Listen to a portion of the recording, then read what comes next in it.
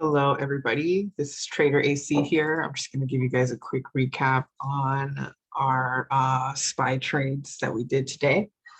Um, okay, let's get started really quick.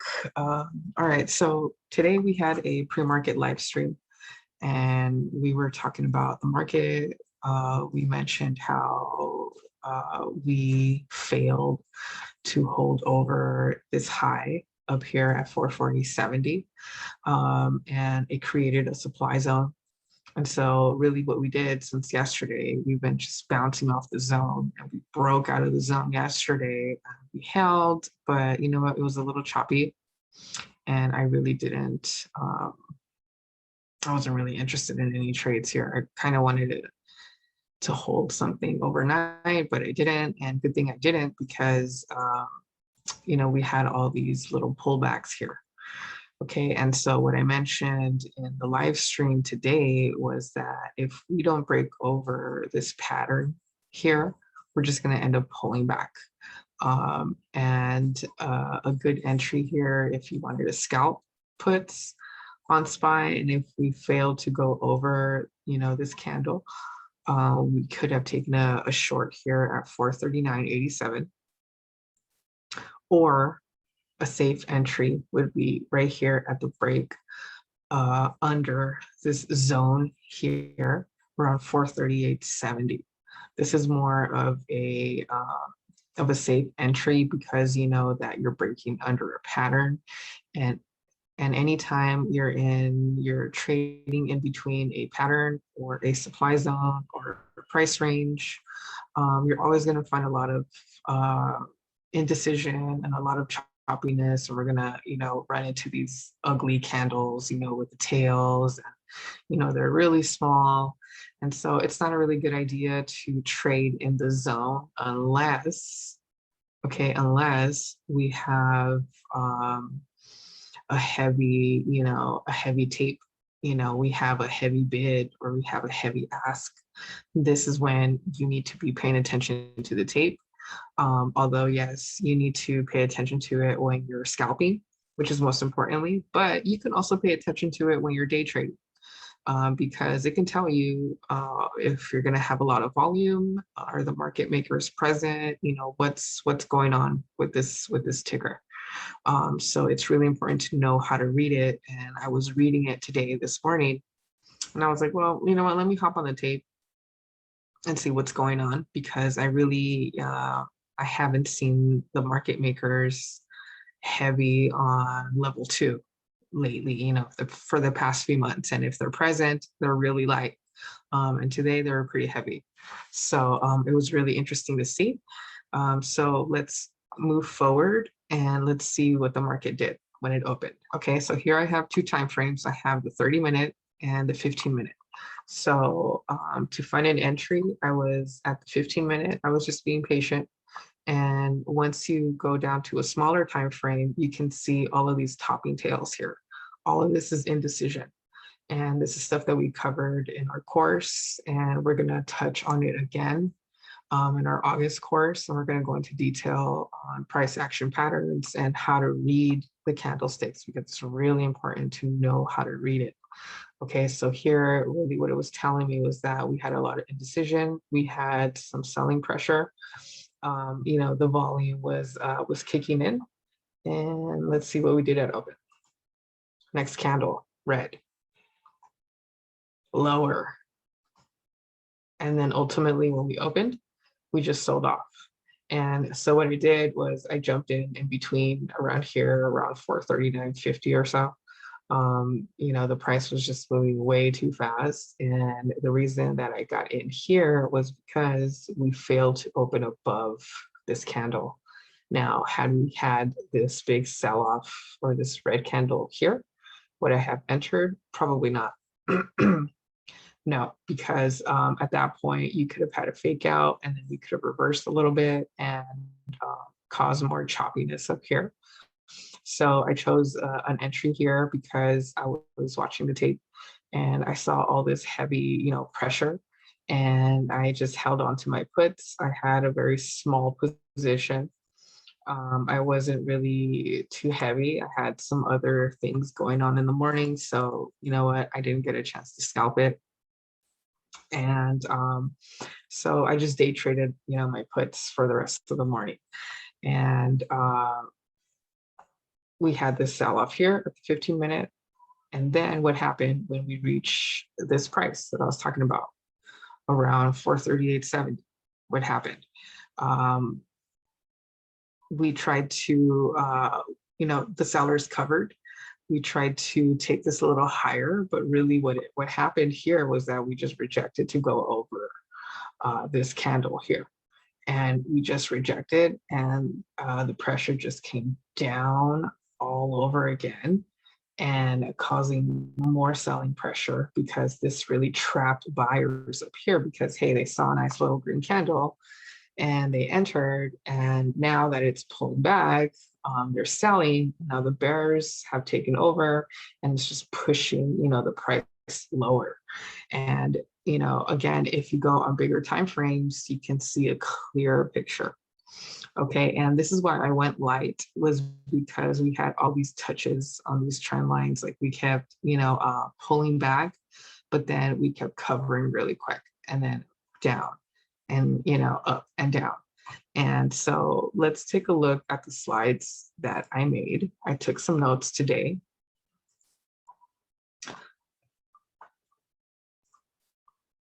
So this is the analysis that I gave the team this morning. Let them know that we had a supply zone between 438.70 and 440. And let's see what we did. So this is the 30-minute that I was showing you guys around 7 o'clock. And then we have it here around 7:07, more weakness, and you can see the fake out right here. And then at 7:15, I took a screenshot of the 4-hour time frame. Whenever you look at big time frames, it gives you a clearer picture of what's going on with the chart. So here, really what it's doing, like I mentioned, we were in a supply zone here, and we just failed to go over it a few times yesterday. And we went over it, but we just didn't hold. And so really this just guided me today, and it gave me more confidence in my analysis, because we were pulling back as indicated, and we were pulling back under this pattern, which caused a pullback all the way down to 436. So right here, I said it was going to come down to 437. It hit an LOD, low of day, at 438 around 7:30. And then around 8:50, the volume started to die down a little bit. And I believe I covered around here. It formed a bull flag. It was forming this little channel here. And I just, made the team aware that if we can't break and hold at least above 437.40, we were going to see more selling if we reject that price and push it down, possibly down to 435.88, which is the next support. So let's see what it did. 10:20, look what it did all morning. It just, trend traded, it just touched this trend line and just kept trading, up and down the channel. And finally, we found support down here around 436. And look at all this selling pressure. This is what told me to stay in my puts, and I ended up covering, around here, right before lunch was over. And I just locked in my profits. Not too big, I scored maybe like about a little over 60%, which is not that bad on the puts. And I was looking for a reversal, because this is a really bullish pattern. And so again, I alerted the team that we needed to break that level in order to take some calls. So let's see what we did here. Around 11:50, we went ahead and we found a bottom, and the buyers started to step in. So I told the team here that we were going to see a push coming the end of the day. was just going to take some time, but you know what? We just needed some time and we needed some volume.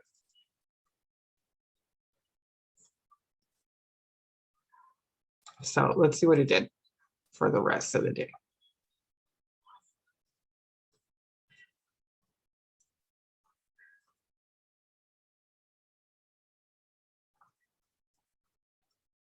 So we grabbed some calls here at the break of this level. At the break of this wedge, really is what it did. It created a little falling wedge. And we saw all of this, all of the buyers step in. The volume was still a little thin, but nevertheless, we did have a lot of buying pressure. And so since we held above support, it just told me to stay, in my trade. I trailed my stops and my stops weren't hit. And I did, I held this till the end of the day. And I closed it out, a few minutes before close, and look at all this buying pressure. And it usually happens, sometimes your trade is going to take all day. That's why it's very important to know what contracts to buy. What's your position going to be? So when you have these little pullbacks, you're not panicking, because all these are little pullbacks, and these are just stop hunters trying to, take the panic sellers stop losses and, to take the price higher is really what they're doing. And so it's really important to know what your size is, what you're comfortable with. Also, when we have a lot of volume, you should increase your size. But nevertheless, just keep it simple. And so if you guys, followed us or followed the trend, you could have caught the puts and you could have caught the calls here to the upside. So you could have traded this both ways. And shorting, a lot of people don't know how to do it. So what you could have done, just kind of, just watch the chart and take some notes. And then what you guys could have done was take the reversal, and you guys could have, traded this nice reversal all the way right here to 439. Okay. Now, again, if you go to a small time frame, look at this little choppiness. It doesn't look that clean, does it? It looks a little undecisive, And so this is why I like to stay on big time frames. These little time frames help me, to enter a trade if I'm a little late, or if we have like a lot of volume, I'll just jump in. But for the most part, I like to stay on big time frames. Okay, so also, you know what, let's talk about Apple. Apple, we mentioned it this morning, and totally missed this short, but anyways, we were talking about how we could not break over this 150 level. And if we didn't break, we were going to see a pullback. And that's exactly what we did. We pulled back all the way down to close around 145. And Apple had earnings at the close of the market, and we just pulled back, which is really what they do. Apple never beats. I mean, they beat. I'm not sure, what the numbers were, but I know that they beat. But we were already at a high, and really, I think Apple, needs to come up with more innovative products or press releases to kind of get investors a little more interested.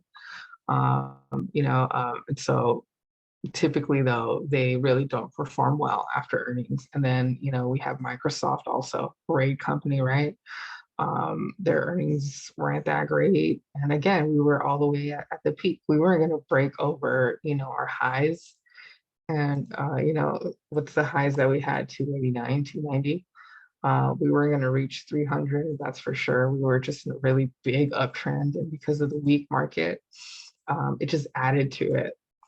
Doesn't matter if they had good earnings or not. If, we had a weak market, and we pulled back. Okay, so this is why it's really important to, when you trade earnings, go in with a spread, or don't trade them, or you can just wait until, all this dies down, all this IV, kind of chills and, pulls back a little bit. Because if you start, to buy calls here, the calls are going to be really expensive and your IV is going to be super high. The only way you can trade these after earnings is if you scalp it or maybe do like a really small day trade. But for the most part, I like to wait um, a few days, maybe to like a week, just to kind of, let the dust settle a little bit, and then look for a trade or maybe even a swing trade, depending on how bad we pulled back after earnings. Do we have a gap fill? Do we have any patterns coming up? So those are stuff that you guys need to consider. Okay, so that's about it. That's my recap for tonight on SPY. Pretty simple. Again, these are topics that we will cover in our class coming in August. And we're going to go into detail as to how to trend in a bear market, how to trade in a bear market, how to trade in a bull market, and when to say, cash.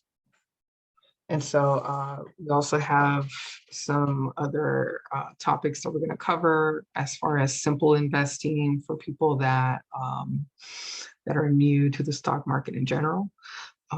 We will have some information for them, and we hope that you guys enjoy it. It's going to be very useful information on other ways to trade in the market. It's not all about options. We do have other ways that you can make some passive income if you're new to the market, or if you just want to make some extra money on the side, or whatever your plan is. If you don't want to be an active trader, that's fine. There's other ways you can approach the market and kind of have your money work for you while you sleep, so to speak. Okay, so if you guys have any questions, please feel free to leave them in the comments, send us a DM. If not, we will see you guys in chat. Have a good night.